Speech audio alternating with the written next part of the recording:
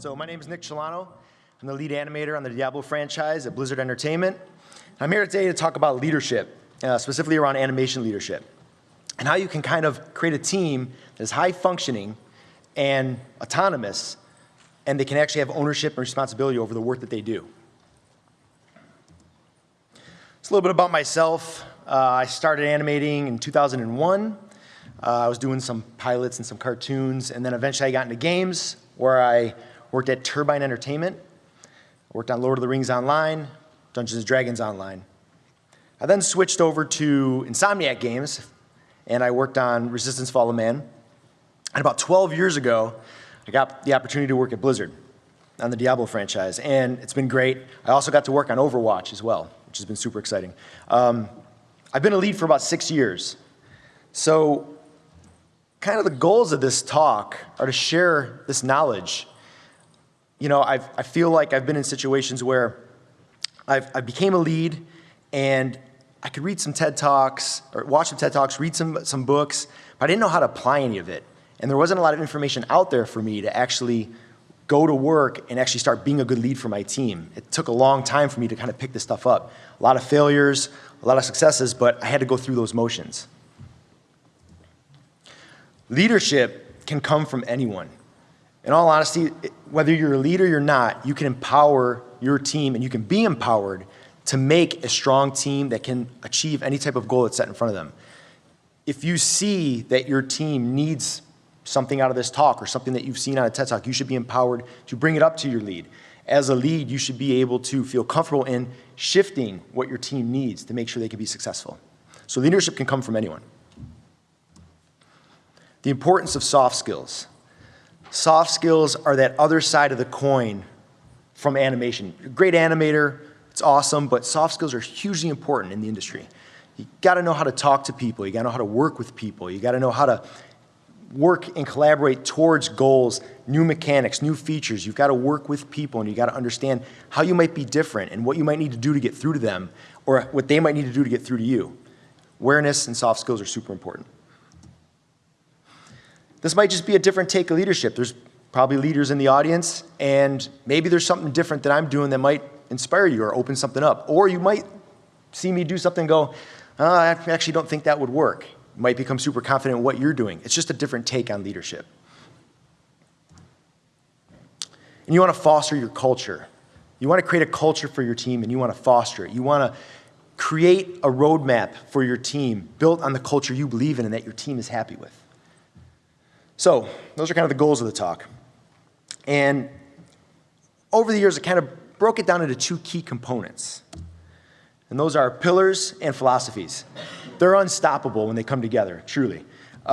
Pillars and philosophies. You can have a huge foundation for this, for your team to grow on. Now, you don't want to create a ton of pillars and philosophies. They need to be easy to remember, and you want to be able to work with them. And it's kind of the yin and the yang. So when you think about this, think about how these two parts come together. And we're going to start with philosophies. So what do philosophies mean for us? Well, it's an overall kind of holistic view for your team. It's a compass. It's a bit of a roadmap for how you want your team to function and how you want them to kind of create decision-making skills. In the long run, you want to be able to see people on your team go out, solve problems, and tackle anything that gets in front of them the way you would do it. So at any moment, if someone comes into your animation pit or where you're sitting, and someone has a question and you're not there, it doesn't stop anybody. There's no roadblocks. They can ask anyone on your team, and you know that they're going to answer it in the way that you've all agreed upon. It's alignment for your project's path. The project is, some projects take a long time, and you want to make sure that over the course of that time, your team is all pointed in the same direction. It also helps with individual career growth. As people are growing on your team and as you're fostering their careers, you want to make sure that you're kind of weighing it against these philosophies. Are they doing the things that you expect out of them? Are they doing the things that you agreed upon? And if they're not, you can easily give them guidance and give them examples of how to get kind of back aligned with where they should go. And these habits become second nature. Again, like I mentioned, you want people on your team to be able to jump on any fire, tackle any problem the way you would do it. So you don't have to be the bottleneck for your animation team. So those are philosophies. I'm going to share with you our team's philosophies. You don't want to create like 20 philosophies. You want them to be easy to remember. And one other thing too is that philosophies can be altered. You can change them as your project grows, as your team grows. There's an ebb and flow to it, and they don't have to be so strong, so set in stone. So we have 4 philosophies. And the first one is talk early, talk often. This is all about communication. I don't know how many times you guys have heard someone say, yeah, I'll know it when I see it. That's like the worst thing to hear someone say to you. So you're like, well, what am I trying to do? Where's the target? I'm just shooting in the dark. So you want to communicate. You want to talk to design. You want to talk to the gameplay engineers. You want to talk to whoever you need to, character team, concept, about what are you trying to make, get that information so that you start creating blockouts, you start creating animations, you start making assets that are closely aligned with where the people already want to go. Now you're kind of not wasting resources, and you're shaving off a lot of like wasted time just trying to figure it out. Our next philosophy is context is key. We're very fortunate on our team to be able to take an animation, export in the game really quick, and look at it how it's meant to be seen by the player. The first thing we do when we have our dailies is we don't look at it in Maya or 3D Max. We go right to the engine and we start playing it. And we're looking at the animations and we're going, oh, like what's off about it? This feels weird. Or I'm doing this attack and it's like, this doesn't feel right. And then we can kind of hone in and go, okay, here's what's wrong. Maybe it's not heavy enough as the player's like, doing a skill. Then we kind of step back and we go into the 3D program and then we start to kind of pick apart, like, what should it do? What's wrong with it? Why isn't it heavy? Where should we get that heaviness to land, and so on and so forth. So, we're obviously fixing our stuff in Maya in our 3D program, but we're getting the context of it from the engine and how the player is going to see it. We are the support class. This is our third philosophy, and it's all about understanding that we are supporting design and we are supporting gameplay and we're supporting what the game needs. We don't want to derail it. We don't want to take it in a different direction. We don't want to be something that makes it harder for the team to get what's best for the game. And we understand that. We are part of Talk Early, Talk Often, which also goes to the support classes. We're always talking to design, so we always know what they intend to do. So now, since we want to support them, we understand kind of the box that we need to be in sometimes to create these animations. And once you know that, you can now create awesome animations based on what's needed for the game. And our final philosophy is game developer first. So, animators are animators, and we're all animators who make games. That's awesome. But for us, on the Diablo team, we are game developers who animate. We try to look at the game first, and we try to understand that sometimes we have to sacrifice our art to make the game awesome. We have to cut frames. We have to give up on cool things that we want to show or do because it's just not needed for the game. And sometimes it makes the game feel bad, or sometimes it brings the game into a spot where no one wanted it to go, and now they're scrambling or trying to fix things, or we created bugs or whatever. So we're a game developer first. Quick little story. At BlizzCon, I think it was last year, I was talking to a fan, and he came up and he was like, hey, I love Diablo. It feels so great to play. It's super responsive. The impacts feel awesome. It's such a great experience. And for me, that was like the win for the animation team. I was like, yes, we did our job and we did it right. The game feels great. We understood our role. We supported the needs, and this person had a great experience because of it. So those are our philosophies. Again, it's kind of a compass, a roadmap, kind of a long view for the project. Similarly, on the other side are the pillars. Now, pillars, much like philosophies, are down to 4. We don't want to create a lot. We don't have a ton of them. And how do these pillars help us? Well, they help us in our day-to-day alignment. When you sit down to animate, you have 4 pillars that you can use to basically animation direct yourself. I don't really need to get involved that much. And then when we have dailies and feedback, the feedback is really actionable, and it's very to the point and precise.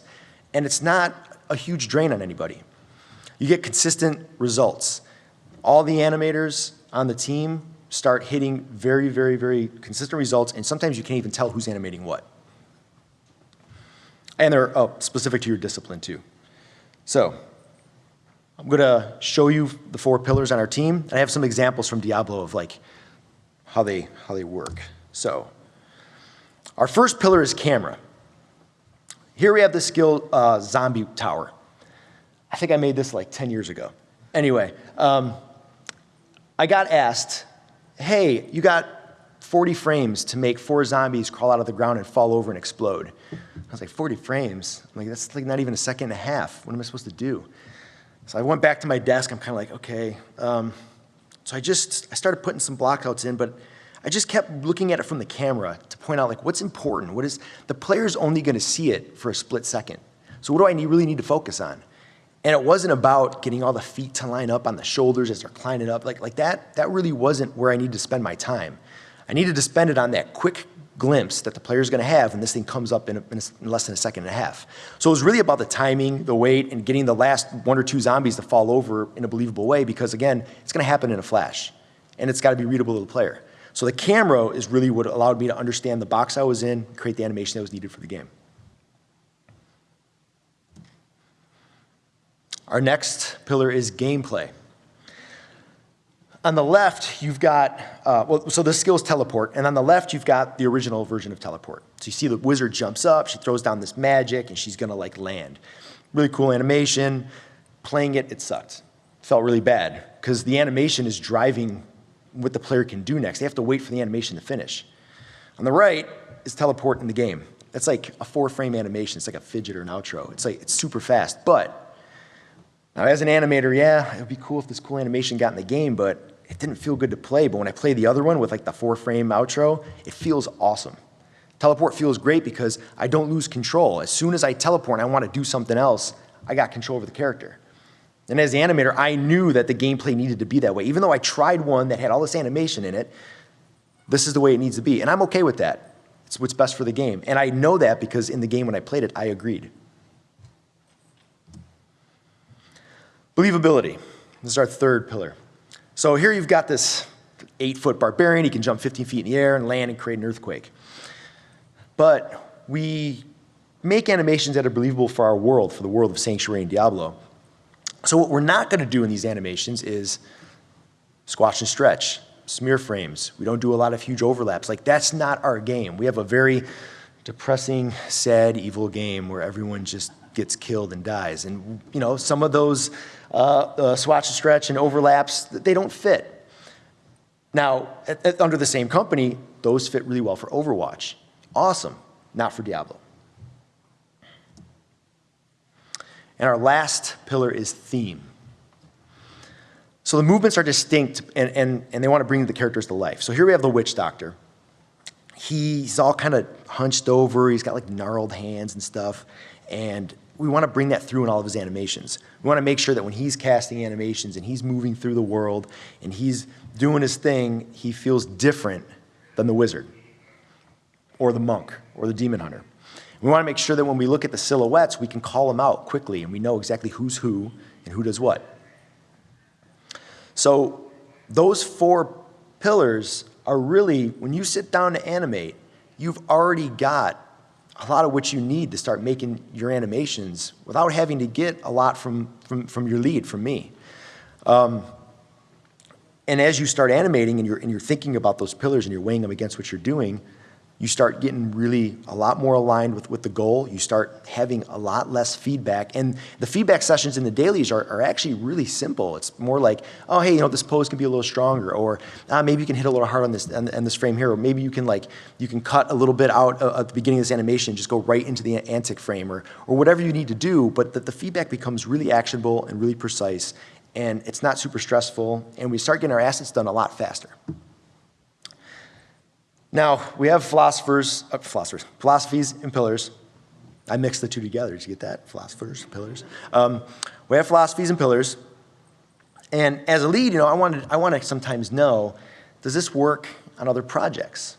Can this stuff be applied on other games? I was fortunate enough for about 7 months to work on Overwatch. I did all of Symmetra's animations, third and first person. Now, I was asked to go up there and to go to that team and help them for their announcement at BlizzCon. My goal was to be a bonus, not a burden. I didn't want to take away resources. I didn't want to be somebody who they had to focus a lot of time on and help get me onboarded and ramp me up. So when I got up to that team, first thing I did was I started talking early and talking often to the designers. So what do you need this character to do? What do you expect out of that character? I went over and I talked to the engineers. How am I hooking this stuff up? What do I need to know about the engine? I started talking to the art director. What's the theme of this character? Where are we going to find her, the thing that makes her her? And it was in the hands, in her animations, capturing some of those poses. I talked to the lead animator. Where do you guys put your smear frames, your squash and stretch? Where are you doing it? I went and did all this stuff so that I could help them and not be a resource drain. And in the end, I kind of went up there, I almost felt like a mercenary. I went up there, animated for 7 months, I walked away and went down there like, thanks, man, awesome job, high fives. I went back down to Diablo and I was like, okay, that's cool. So this formula of philosophies and pillars can work on other games and other projects. But one thing to think about is like, well, how do we kind of apply it? So you apply this stuff through trust. If you have philosophies and you have pillars, then you can trust your team. You don't have to micromanage. You can give them ownership and responsibility. You can make it safe to fail. I can walk away from my team. I could be gone for, a couple hours in meetings or figuring stuff out, and it's fine. I can put them in situations to solve problems, and I could put them in situations to help develop new mechanics or features because I know that they're basing their decisions on the things that we've agreed upon as a team to help be philosophies and pillars and what we're going to make our decisions on. As that feedback becomes super focused, you aren't giving lateral feedback anymore. You're not doing that thing where it's like, oh, hey, that's a cool right hook, but it'd be better if it was an uppercut. You're like, no, let's make the right hook better, right? So let's make sure we're giving focused and actionable feedback for the animators so they can keep moving on and create more assets. Hiring, this totally helps hiring. When we're hiring people, you can consider the pillars of philosophies for the questions you want to ask. And you can create questions for your team culture. I have this question I ask, so when we go to interview animators, I have this question I ask, and I say, all right, if the animation team was a class in a video game, what would they be? Would they be the tank? Would they be the healer? Would they be the DPS or the support class? There's no wrong answer, but I want to know what they say, and I want to then start asking them questions based on that. Well, why? Why do you think that? Why do you think this? And it lets me start to understanding a bit of their thought process and who they are and how they view this team and if they're going to fit in this culture or not. Alignment. So you get actionable career feedback. I can start to give feedback for their career growth. Promoting somebody, getting them to move it up through the ranks. I want to be able to guide that person. And with the philosophies, I actually have clear things that we've talked about that I can help them with. If I see somebody and they're wasting a lot of resources on animation and they're missing the mark a lot, then I'm like, are you talking early and talking often? Are you talking to design? Do you know what you need to make? Are you getting the information you need? Are you thinking about the gameplay? If I see them struggling, I can start basing it off of these things that we've built for our team. And then I can help them fix it. Listening and waiting is a really big thing too. I sit at my desk and I don't really have my headphones on that much. I'm working away and stuff, but when people come over, and if they start coming to me, I kind of stop and I go, no, go talk to the person who's working on the thing that you need. And then I sit back and I want to hear, how are they approaching the situation? How are they working with the person who came over to talk to them? Sometimes I might need to jump in and say, oh, well, you know what, it might be this. Or other times I go, okay, just let them go, see what happens. If there was a mistake, if you walk away, I can talk to this person later and help them out. But it's really on them to kind of work through these problems, and I can just sit back and decide to get in or not. And transparency. I have to be super open with everything that's going on our team because I want them to be able to make decisions with all the information I would have. I come out of meetings sometimes, and aside from some specific things, I share all of my meeting notes with the team all the time. They know everything I know, and that helps them, solve problems faster. And leadership. So these philosophies and pillars really help keep a team small. Diablo 3 never had more than 4 animators. So we could make a large output of animations. Those 4 animators animated, I don't know, like 120 monsters, 12 heroes, 6 bosses, and I was a lead, so I was like a part-time animator, so we kind of had like 3.5 animators. But you can have a large output, and you can kind of tackle any project. If they wanted to make a Diablo racing game, well, we could do it, right? I'm going to go, okay, well, what are the philosophy pillars we need, and let's start making a Diablo racing game. You have to lead by example. You got to believe in this stuff, and you have to do it, and you have to show your team that you've agreed as well. And by doing it, they're going to respect that, they're going to trust you, and they're going to follow you. Succession planning is big with this stuff. I mean, if I get hit by a bus and I don't come into work anymore, the next person on the team can go, okay, well, I got a really solid foundation to kind of start moving through and figuring out how to move the team forward. And you want to involve the team in the process. All of these philosophies and these pillars were made with the team.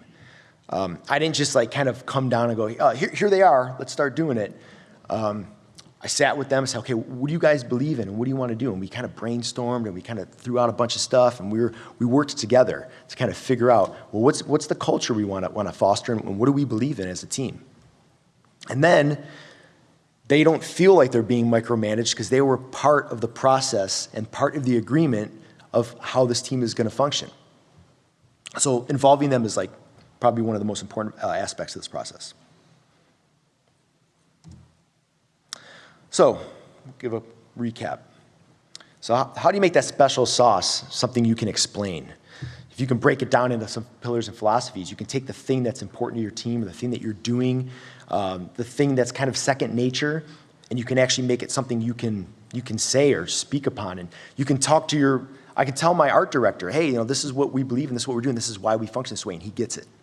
It also means that he can kind of, doesn't have to worry about me so much. I'm off there, we're driving forward, we're making what we need, and he understands why. If you believe it and act on it, your team will follow. I believe in this stuff, and I believe in it to the point where it's my MO, it's what I do every day, and they see me doing that, and they follow suit. They see the example. There are times where I will go into an office, we're going to try to figure something out with an engineer or something like that, and I can see maybe just a staff level animator's like, well, I don't know, and I'm like, all right, come on, let's go, and we'll go in together, and I'll just work through this problem. We'll just be jamming, okay, we can do this, and they sit there and they just watch, and they go, okay, and then the next time I'm like, remember when I solved this problem with this guy? All right, go, you got it, and they go off, and next thing you know, they're making waves, and they're fixing the game, and they're making it better. People will rise to the occasion. If you give them ownership and you give them responsibility, they will succeed.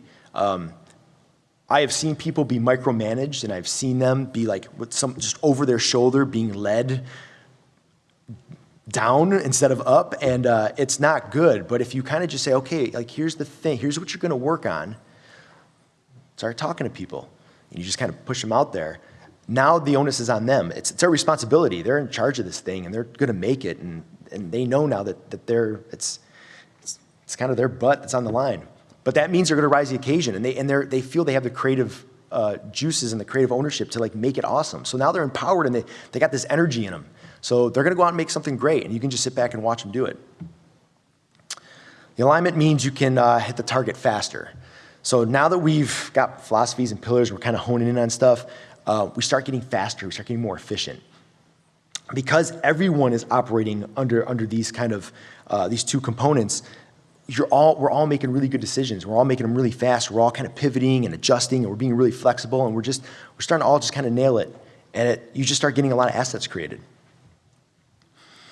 Clear, actionable feedback will get results. I don't have to waste a lot of time getting somebody that threw an animation where we just say, hey, did you think about the camera? Okay, you didn't? Let's look at it from game cam. Is it believable? Is the theme right for the character? How's it feel with gameplay? If you're talking about that, that's 90% of the feedback right there. Trust, transparency, and honesty are key. I have to trust my team, I have to be transparent with them, and I have to be honest with them. And if you do those things, smooth sailing. You want clear examples and tests for easy understanding. So when we do our pillars, we sit down and we go, okay, we're all going to animate like an attack, a run cycle, maybe a death animation. And we're going to do it based on these pillars. And then we're going to kind of look at them all, and we're going to start calling out, like, well, which ones are hitting these right? Which one's really good from the game cam? Which one's got the theme the best? You know, and we can kind of like matrix it to the point where we go, well, here are our best examples. And here you can see in some of these other examples where you were missing the pillars. And then they start to really understand, well, here's how we're applying them. And then everything becomes easier with our feedback and our dailies later on. The formula can work on different projects. Diablo and Overwatch are very different projects, but I took the same approach, and I was able to be successful for each of those teams. And it's really about reiterating and repeating over and over again these philosophies and these pillars to your team so it becomes second nature. It's kind of burned into your brain. So when you're talking, you're thinking about these things. You can just like spit them out if they ask you about it. You can start making adjustments based on it, and you're just off and running at that point.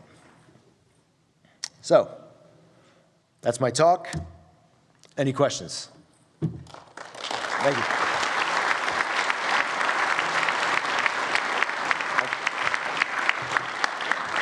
I think we got like 3 minutes. So.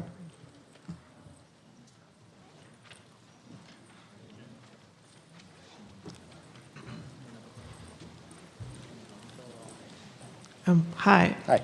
I've been sometimes on the other side of micromanaging. When you mentioned it,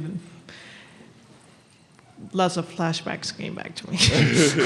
How can you were saying how to deal with it when you're the one micromanaging, but what will be like a good way when you're on the other side of having like someone right over your shoulder, like, no, that line's no good. No, move that. And, so you want to know kind of like when you're the one being micromanaged, how do you kind of get through that? Exactly, because normally it's a superior that's been doing the micromanaging, so there's like a power relationship struggle. Like, what will be like a good approach to get a better relationship? I think if you're in a situation where you have like maybe one-on-ones, or you have like reviews, or you have these moments where you can talk to your lead or your manager, I think you have to be brave enough to bring that stuff up and say, you know, like, this is actually hurting me a little bit, and I feel like I kind of can't get through this. I might work a little better if you give me a little space with your feedback and let me try to kind of creatively figure out how to do it, you know, and I'll come to you like more often, but I need to have that space to kind of work through it. That might be one way to go about it, but you got to kind of be in a culture that has that stuff and that is willing to give you that voice, so you can have that moment to empower yourself to say that. Right, because many times you don't really have that space to really have that kind of exchange. Yeah, I believe, and this is just me, but I believe you will regret it if you don't say something and say like, you know, but you can also do it in a way where you can let them know that the best way they can help you is by doing this, right? Like sometimes we talk about, it's called like managing up. Hopefully your boss or your manager is getting managed on both sides. There's lots of times I get feedback from my guys, and they're like, hey, you know, you could have done this better. When we have one-on-ones, I always end it with, what can I do? Give me some feedback. What am I doing? How can I get better? But hopefully you're in a space where you can manage up, and it's all about how you say it. You don't want to be rude or anything, but if you're polite and you're nice and you kind of put it out there, hopefully you'll be fine. Right. I mean, I was wondering, like, when the topic came up, or if you've been in that situation, how did you handle it? Sometimes I think you got to kind of read the tea leaves a little bit and know if that's the right time to say something or not. It might be better to wait till you're in a review or a one-on-one or something to kind of bring that up. You might kind of have to sit on it for a little bit and then bring it up at a more opportune time. Right. Thank you. Yeah, you're welcome. That's it? Okay. Oh, I'm sorry. Hey, I'll kind of hang out if you guys want to ask questions and stuff. That'll be cool. Yeah, thank you very much, guys. I appreciate it.